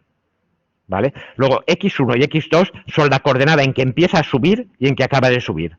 La coordenada en que empieza a bajar y la coordenada en que acaba de bajar. En el caso de esto, que se puede dar también, imagínate una función de pertenencia de esta clase que tú la cortas por aquí. ¿Vale? ¿Qué te da? Te da una figura de esta clase. Entonces, X1 y X2 son el mismo punto, porque empieza a subir y acaba de subir en el mismo sitio, sube vertical. Lo digo para que os entendáis esta notación, que luego el año pasado la gente se liaba una barbaridad. X1, el punto donde comienza a subir, y X2 donde acaba de subir. Si sube vertical, son el mismo valor. X3, punto donde empieza a bajar, y X4, punto donde acaba de bajar. Si baja vertical, son el mismo valor. Pero los vamos a tomar como si fueran distintos, ¿vale? Un X3 y un X4. O sea, vamos a llenar los valores X1, X2, X3 y X4 siempre. Es que X1 y X2 son el mismo, pues los llenas con el mismo valor. ¿Vale? Das a X1 valor 5 y a X2 el valor 5 también. Y lo mismo aquí, ¿vale? ¿Queda claro? Bueno, en el caso de un triángulo, X1 y X2 son donde empieza y donde acaba de subir. Y ahora x3 es donde empieza a bajar. ¿Cuánto es aquí? Coincide con x2. ¿De acuerdo? Coincide. Lo pones, ¿vale? En el caso de un triángulo, la x2 y la x3 coinciden. Pues bueno, tú las pones dos veces, una en cada sitio. O sea, la regla es siempre donde empieza a subir, donde acaba de subir, donde empieza a bajar y donde acaba de bajar. Y algunos de esos valores pueden ser iguales entre sí de acuerdo a la forma de la función, pero no es un problema. Vale. Bueno, la coordenada x del centro de masas en realidad resultaría de calcular esto de aquí. ¿Veis esto? Entre x1 y x2.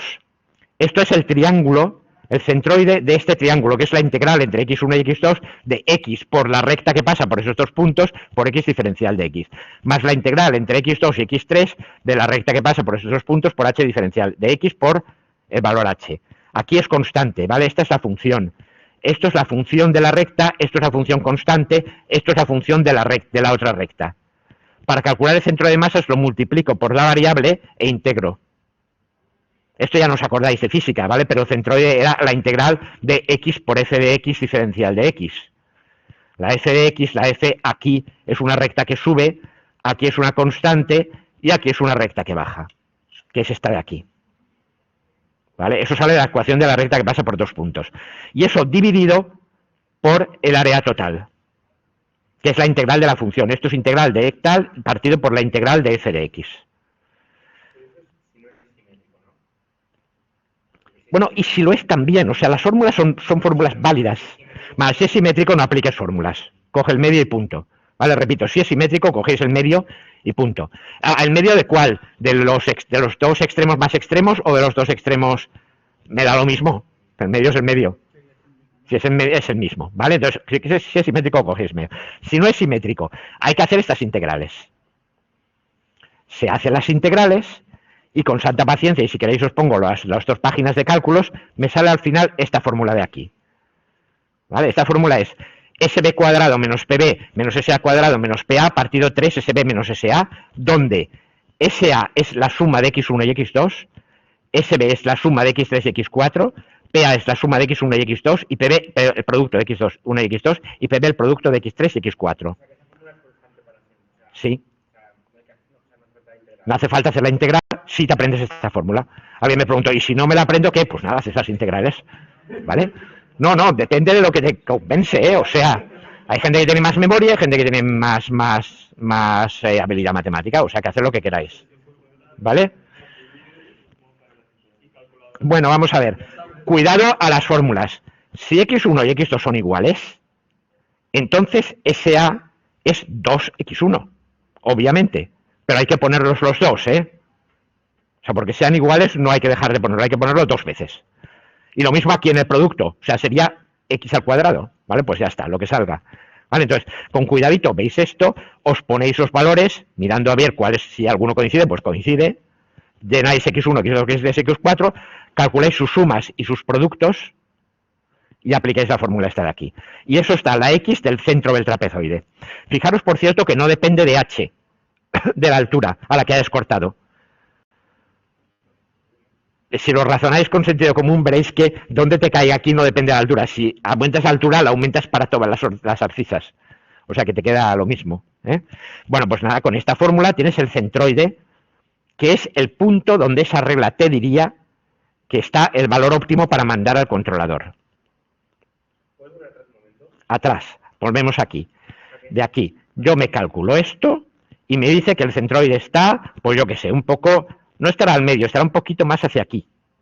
O sea, en vez de al medio, como aquí hay un trocillo más, ¿vale? Estará un poquito desplazada hacia aquí. Bueno, pues me lo calculo, me da un valor, ¿vale? Y eso lo hago para cada regla aplicable. Había 4 reglas aquí, pues para las 4 reglas aplicables me tengo que calcular el centroide. Y luego promediar los centroides con su posibilidad. Vamos a ver. Regla 1. Conjunto red. Long, el corte en 0,20. Entonces me sale x1, 6, 6,8, 20 y 20. Aplico las fórmulas estas de antes y me queda, concretamente aquí me saldría, S sub A sería 12,8. S sub B sería 40. P sub A sería 6 por 6,8, que da 36, bueno, lo que dé, ¿vale? Y el producto P sub B sería 20 por 20, 400. Bueno, pues nada, aplicáis la fórmula esa, S sub A cuadrado menos PA partido tal, partido 3 SB menos SA, y al final os queda este valor, 1320. Lo pongo ahí. Ahora, para green y aplicación al conjunto short, el corte estaba en 0,20. Esto, hacedlo vosotros con todas las gráficas en casa y ved dónde están estos cortes, ¿eh? Ahí sí que no hay más remedio que aplicar la regla de los triángulos. Lo aplicáis y os da 2,83. Para red os da 6, para green tal, 6, 6 tal, y al final me da todo esto de aquí, ¿vale? Esto es para red, regla 1 para red, regla 2 para red, regla 4 para red, regla 5 para red. Lo mismo, regla 1 para green, para green, para green y para green. Y me da esto, esto, esto y esto. O sea que la primera regla me dice que habría que ponerlo en rojo 13,20 segundos. La segunda regla me dice que habría que ponerlo en rojo 6 segundos.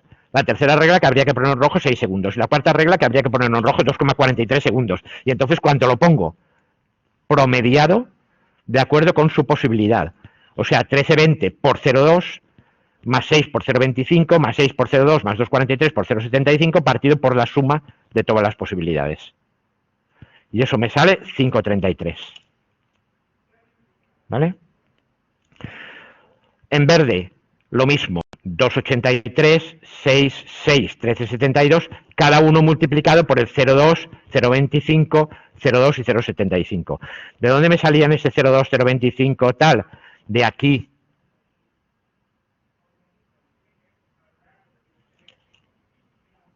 ¿Vale? De la pertenencia a cada uno de los conjuntos difusos estos.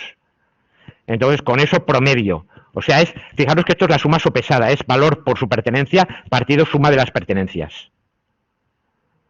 Y ya está, me sale que al final el resultado tengo que ponerlo 5,33 segundos y 9,90 segundos en verde.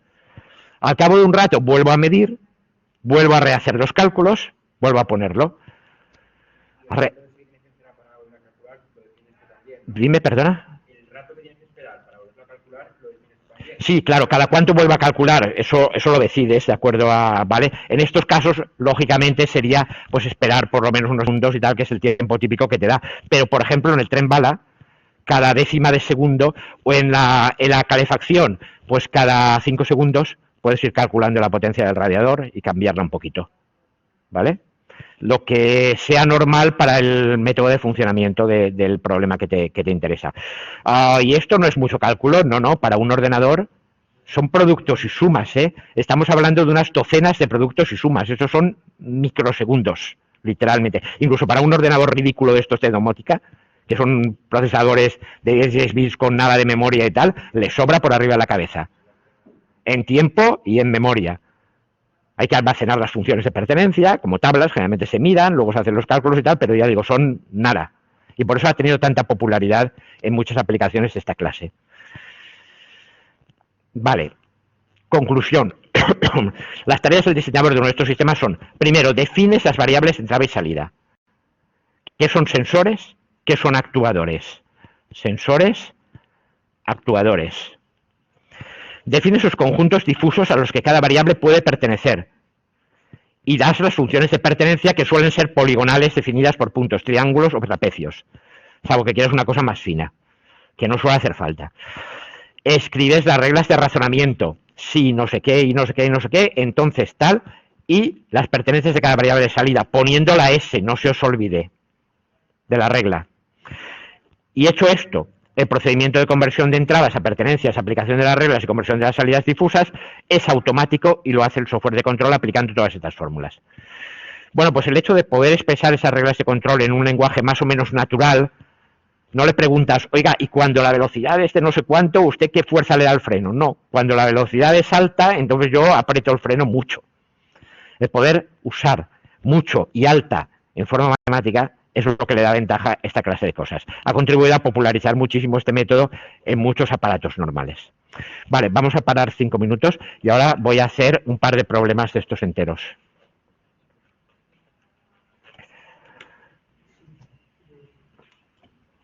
Bueno, no voy a dejar de grabar casi porque no vale la pena.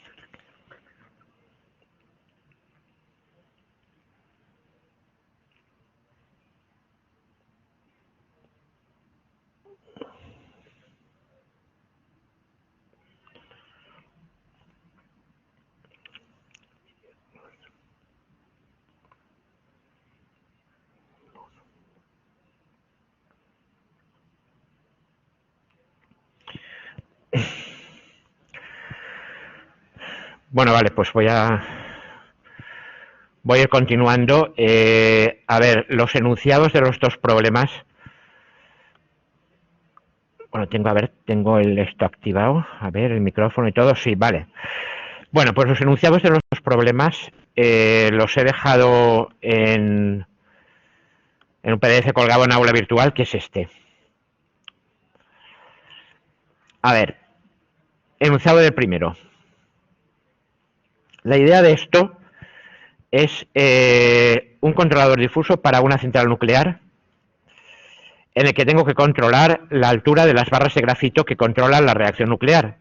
Esencialmente,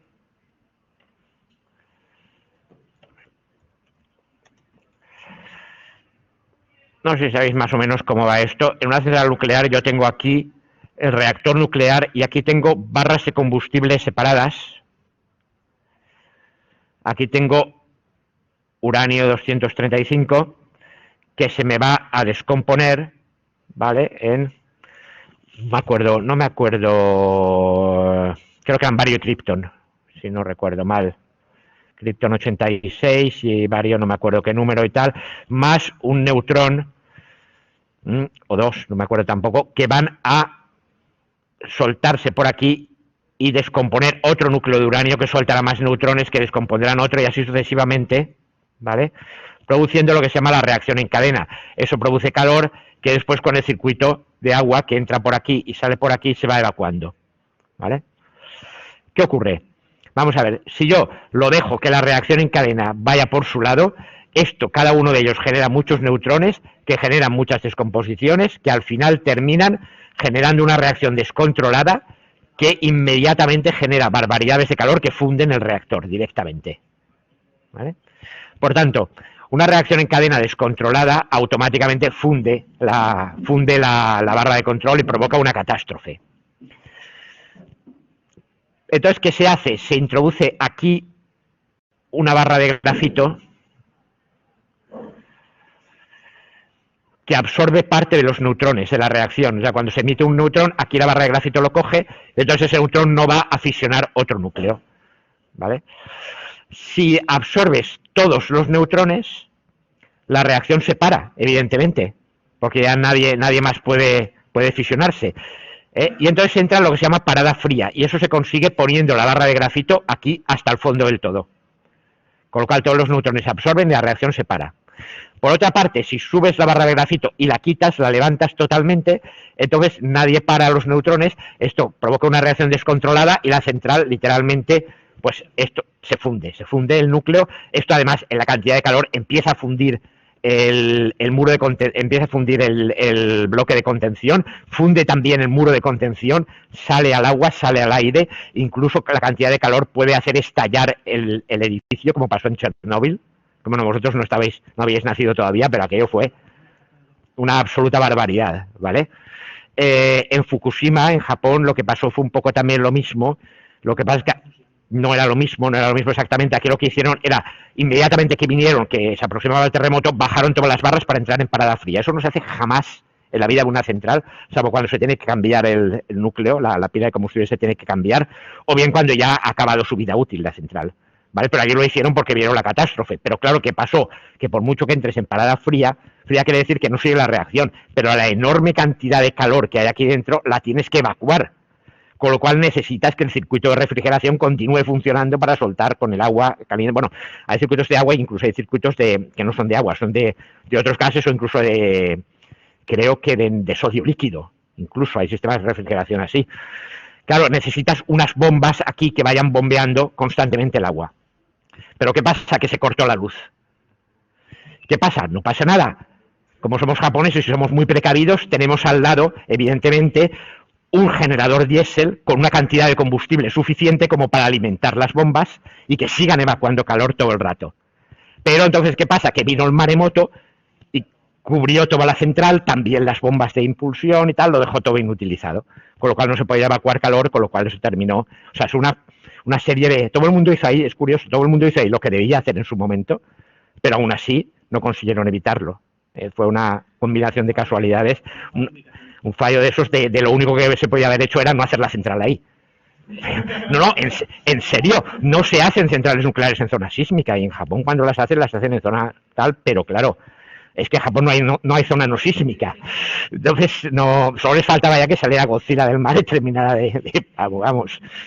Pero bueno, el caso es que hay que graduar la altura de las barras de control en función del régimen al que se quiere, y se tiene que crear siempre una reacción crítica, es decir, que el número de neutrones que se emitan sea aproximadamente los que van produciendo y quede equilibrado. Bueno, ¿cómo se hace? Poniendo más o menos altas las barras de control. Bueno, entonces, ¿qué tenemos? Tenemos un estado subcrítico, que es que se producen menos neutrones de los que se consumen y escapan, con lo cual la reacción se detiene y la central entra en parada fría. Eso no debe pasar. En estado supercrítico se producen más neutrones de los que se consumen y escapan, la reacción se descontrola, el sistema de refrigeración es incapaz de evacuar, y entonces, claro, se funde el núcleo y tenemos la catástrofe esta. Entonces, ¿qué ocurre? Que debemos dejarlo en estado crítico, ¿vale? Que es exactamente el correcto para que se produzcan los mismos neutrones que se consumen y la cantidad de calor se puede evacuar. Aquí solo hay una variable de entrada, que es el flujo de neutrones al exterior por unidad de tiempo, ¿vale? Que medimos con un instrumento adecuado, y luego una variable de salida, que es la altura de las barras medida en metros. El flujo de neutrones determina el régimen en el que funciona el reactor, De modo que los conjuntos difusos naturales aquí para calificarlas son régimen subcrítico, régimen crítico y régimen supercrítico. Vale, si el flujo de neutrones está, bueno, puede ser negativo, también, esto va entre negativo y positivo. Si está entre menos 0, algo y aquí está en menos 0,001, por debajo de menos 0,001 es subcrítico.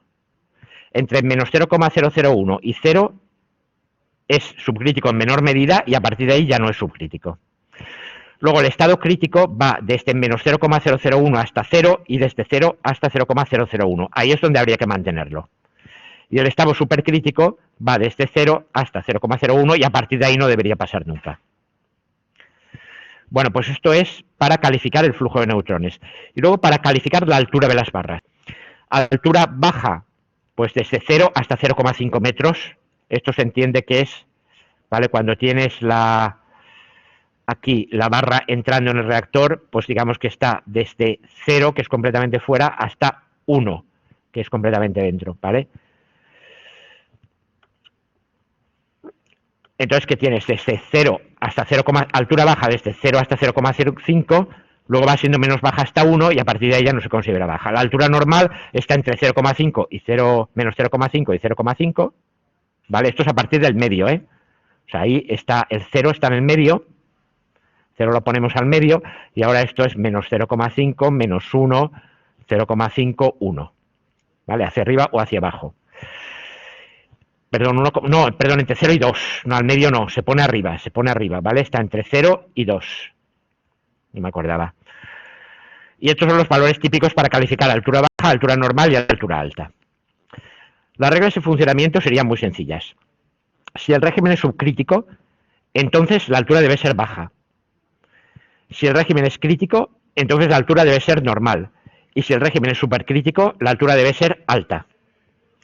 Se pide, ¿cuál es la altura en metros a la que habría que situar las barras si en cierto instante la lectura del sensor de flujo de neutrones es de menos 0,0005 neutrones por metro cuadrado y por segundo? A ver, primero que nada, la mitad del problema ya nos lo han hecho, porque ya tenemos las funciones de pertenencia, ya tenemos las variables de entrada elegidas, solo hay una, flujo de neutrones. Tenemos la variable de salida elegida, solo hay una, la altura de las barras. Tenemos los tres conjuntos difusos que caracterizan tanto a la variable de entrada como a la variable de salida. Luego ahora ya directamente lo que hay que hacer es ver cuál es la función de pertenencia a cada uno de los conjuntos. Vale, concretamente, para valor de entrada, flujo de neutrones igual a menos 0,0005.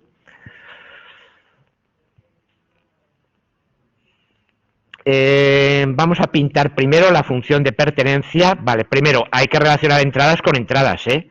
O sea, las funciones de pertenencia que hay que mirar aquí son evidentemente estas tres, no las otras que no tienen nada que ver, que son para la salida. Entonces me voy aquí y yo tengo esta función de aquí. Esto es 0, menos 0,001, ¿vale? Y aquí tenemos el 0.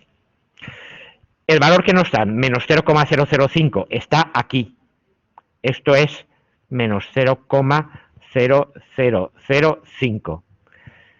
¿Qué valor tiene para esta función? ¿Hace falta calcularlo? Este es extremadamente sencillo. A ver, ¿esto qué valor es? 0. ¿Este qué valor es? 1 porque es función de pertenencia. Esto está a la mitad entre aquí y aquí. Luego esto que va a estar a la mitad entre aquí y aquí. Está claro que esto es 0,5, ¿no? ¿Vale?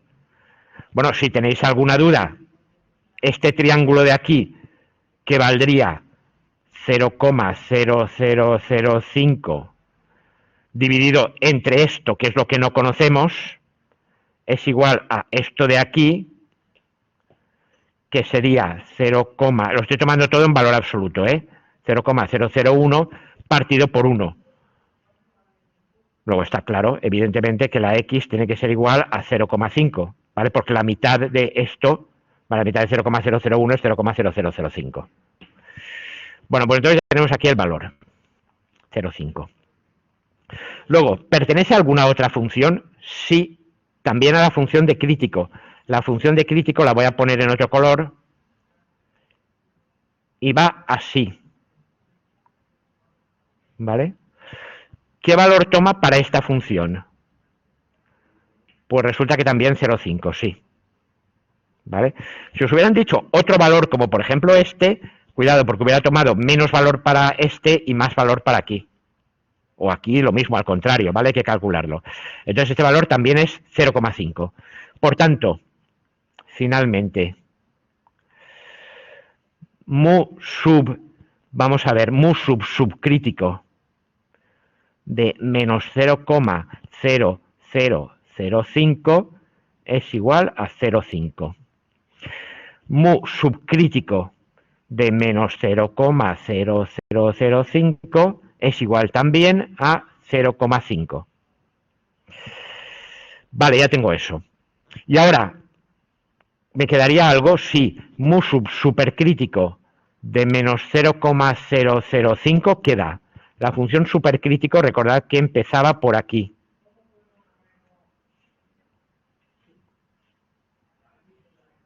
¿Cuál es el valor de esto? Obviamente, esto es 0. ¿Vale? Ya tengo los valores de esto que me piden para cada una de las tres funciones a las que puede pertenecer. Ponerlas todas, ¿eh? Aunque sea 0, ponerlo también para estar así seguros de qué reglas vais a tener y no vais a tener que aplicar. De hecho, me voy a las reglas.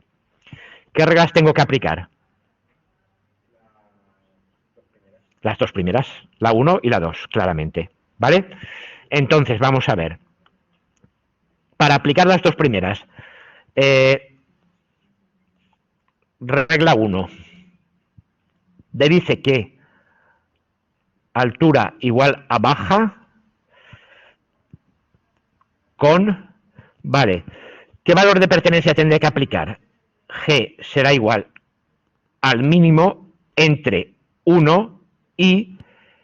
A ver, ahí iba a poner el mínimo de 0,5 y 0,5, pero eso no tiene sentido, es 0,5. Con lo cual aquí me da 0,5. ¿Vale? Es este valor de aquí, subcrítico. La regla decía, si el régimen es subcrítico, sabemos que es subcrítico con 0,5. Multiplicado por 1, bueno, multiplicado el mínimo con 0,5 y 1, 0,5. Hubiera tenido que hacer... Claro, es que aquí hubiera podido tener más ifs. Si el régimen es subcrítico y no sé qué otra variable de entrada fuese tal...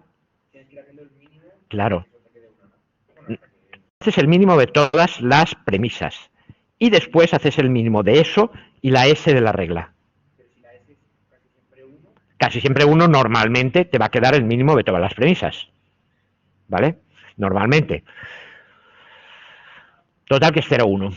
Regla número 2 que también se aplica. Me dice que la altura es igual a media, a normal, perdón. ¿Era normal o media o como hemos llamado? Normal, sí, altura igual a normal con G igual al mínimo de 1, que también tenía la regla, y el mismo 0,5 que nos ha salido de aquí. Luego me queda también 0,5. Vale, ya tengo que... Hay una regla que me dice que debería poner la barra baja con pertenencia de 0,5 y otra regla que me dice que debería poner la normal con pertenencia de 0,5. Vale, vamos a ver cómo se aplican esas reglas en los conjuntos de salida. Vale, borro aquí porque voy a usar ahora los conjuntos de salida. Es primero altura baja. Altura baja. Primer conjunto de salida. La de altura baja, ¿cómo era? Era un conjunto, si miramos aquí... a ver, un momento. Era el conjunto, si miramos aquí, es este conjunto azul. ¿Vale? Que hasta el 0,5 y luego de 0,5 a 1. Bueno, voy a ponerle línea azul para que se identifique con el otro. Esto era 0,5, esto es un metro, estos son metros, y ahora a partir de aquí. Bien, ¿qué tengo que hacer con esta función? Cortarla en 0,5. Luego la corto en 0,5. ¿Y qué me queda? Me queda ese trapecio. Bien. Ahora, altura normal. ¿Cuál era la función de altura normal.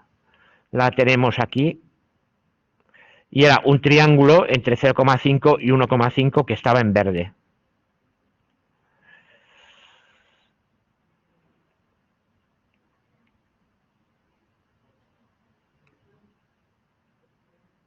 Cero, 5, 1, 1.5. Este lo corto también, vale, esto era un 1. Este lo corto también por 0,5, porque me había salido pertenencia de 0,5. ¿Y qué me queda? Me queda este trapecio. Ese trapecio de ahí. ¿Vale? Vale.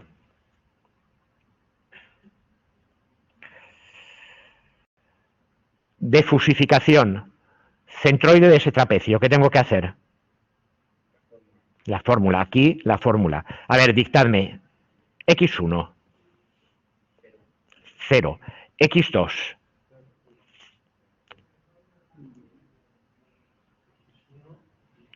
Vale. X3 siempre, siempre las 4, ¿eh? Siempre pone las 4. X3, ¿cuánto vale? No, X3 valdrá esto de aquí, que no tengo más remedio que calcularlo. ¿Cuánto sería realmente esa X3? A ver.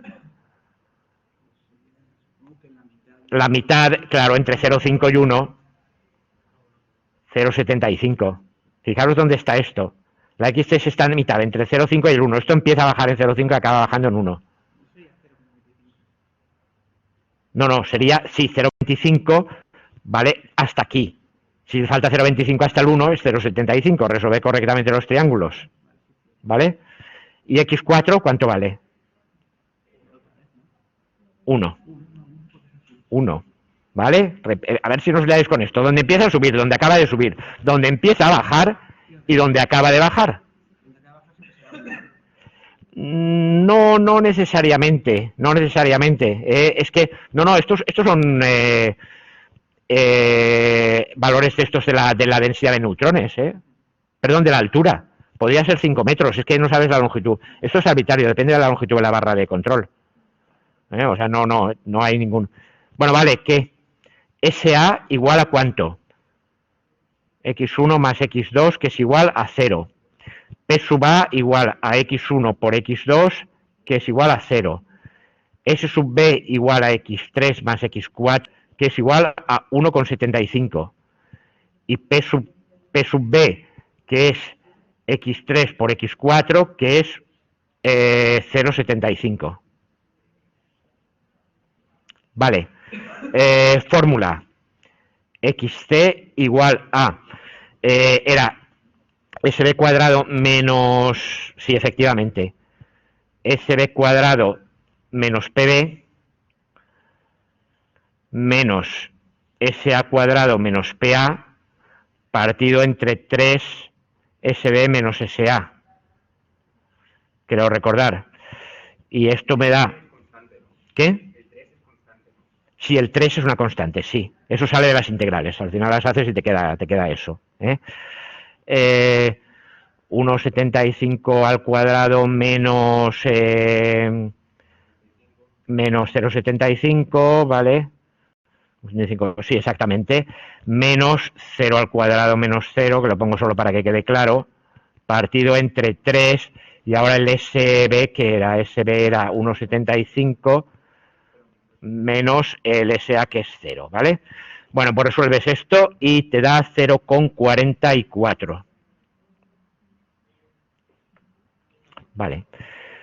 Centroide de aquí. Una pregunta. En el altura normal también es por 0,5 porque la factor de pertenencia también te da 0,5. Sí, pero podría ser distinto, naturalmente. ¿Vale? 0,5 es independiente en cada... Sí, eso no tiene nada que ver. Tú cortas por donde te haya dado el... De hecho, en el problema de antes de los semáforos, cortábamos cada una por un valor distinto. No eran todas igual. A ver, aquí centroide. X1 0,5. Ah, bueno, pero es... No, 1.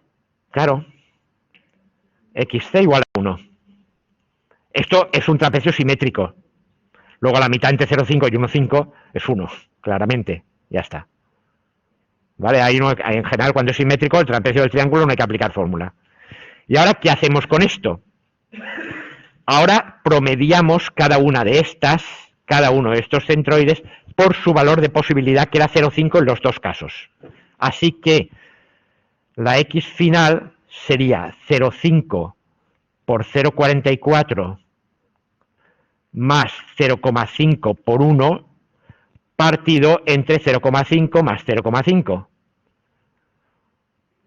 lo cual da 0,77 metros, que es el resultado del problema. Entonces, con ese valor te vas a la gráfica. No, con ese valor pones la barra 0,77 metros. Esto es el final. Ahora ya hemos acabado. Sí, con estas reglas. ¿Vale? Y ese es el valor que hay que llevar, ¿eh? Al final, al resultado. Cada segundo, cada 2 segundos vas calculando esto y vas subiendo, bajando la barrita automáticamente según proceda. ¿Vale? Vale. Otro problema.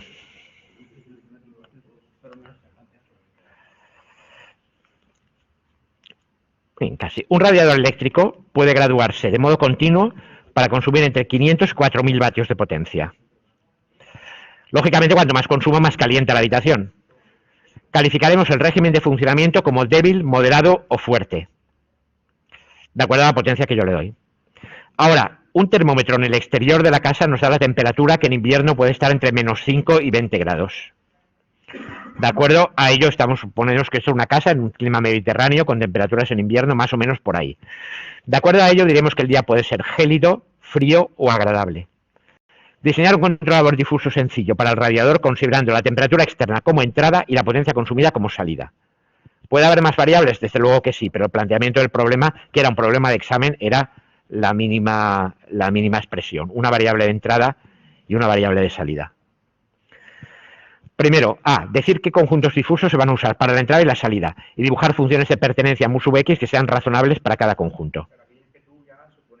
Sí. B. Dar las reglas apropiadas que relacionen entradas y salidas, con 3 reglas suficiente. C. De acuerdo a todo lo anterior, encontrar la potencia a la que deberíamos poner el radiador si hoy tenemos 8 grados de temperatura exterior. A ver, pues, primero, variable de entrada. ¿Cuál es? Temperatura exterior. Variable de salida. No. Vale. Potencia del radiador. Vale. Ya de entrada, el problema te da pistas diciéndote que calificas el régimen de funcionamiento como débil, moderado y fuerte, y que la temperatura exterior, ¿vale?, la calificas como gélida, fría o agradable. Y eso ya está sugiriendo que des 3 conjuntos difusos para cada una de las cosas. Y entonces, por ejemplo, vamos a ver, apartado A, pues vamos a decir que, primero, aquí, ¿qué se pone, Narcisas? Temperatura, la variable de entrada, ¿vale? Hemos dicho que entre -5 y 20, pero no pasa nada si nos pasamos un poquito, porque nunca sabemos, ¿vale? Vamos a ponerla, yo qué sé, entre -10 y 20, por ejemplo. Porque hay días de invierno que puede llegar, vale, de acuerdo, o menos, ¿no? El -10 tampoco me importa mucho, porque ¿qué pasa ahí? Que, a ver, función de pertenencia, aquí ¿qué ponemos? 0 y aquí 1. Función de pertenencia para gélido. Empezaríais seguro en 1. Claro, te da un poco igual, pero para los trapecios, entonces yo creo que empezando en -5, por ejemplo, es suficiente, porque todo lo que quede por debajo va a ser gélido y seguramente va a ser 0, va a ser 1 gélido y va a ser 0 para las otras cosas, así que te da un poco igual. A ver, yo, por ejemplo, en mi muy particular criterio,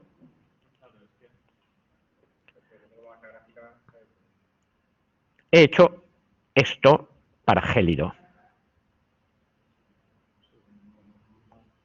¿Vale? Por debajo de 0 yo considero gélido, entre 0 y 5, pues menos gélido, y a partir de 5, bueno, pues es un día frío, pero desde luego gélido no es. Para luego que viene frío. Vamos a coger otro color para frío. Y yo también, en mi muy particular criterio, he considerado esto de aquí.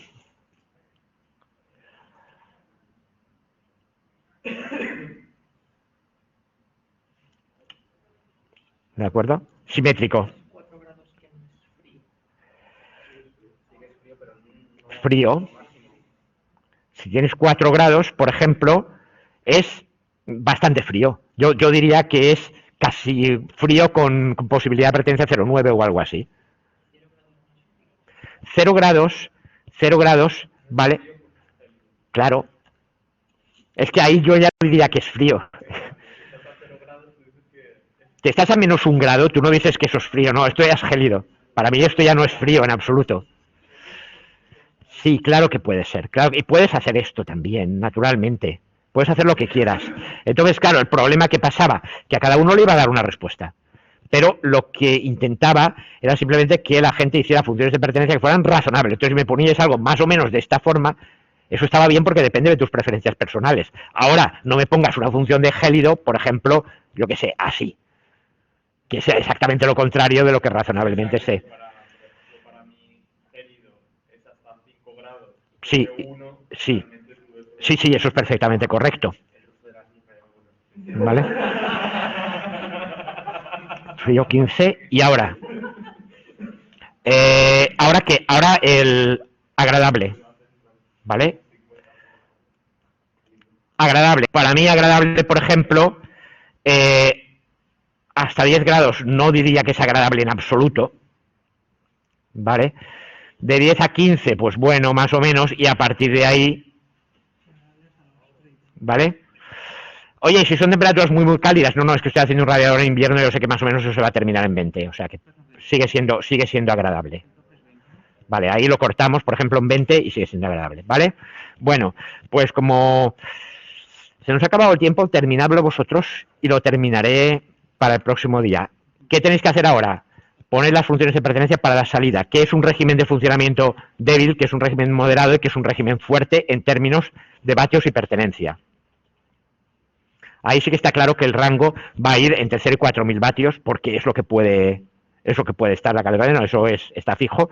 Y luego las funciones son razonables y a partir de ahí tratar de resolver. Lo terminaré el próximo día. Bueno, a ver, tenemos 1, 2, 3, 4, 5, 6, 7, 8 y unos 3, 11, 12 personas de asistencia. ¿Está pasando, sabéis si está pasando algo? Porque esperaba ver muchísima más gente en... ¿Qué? Ya, vale, pues esperemos, porque esto sin explicación, un problema de estos... La única crítica sería que se le hace lo de transmitir las cosas, porque la mayoría de las otras críticas son el churraco. Esta es la única. La gente a lo mejor piensa, es muy de mañana, un viernes, estoy cansado, duermo, ya me la veré después. Es la única crítica seria que se le puede hacer a esto, prácticamente. Bueno. A mí es irrelevante, yo no he faltado ninguna casilla y no he podido.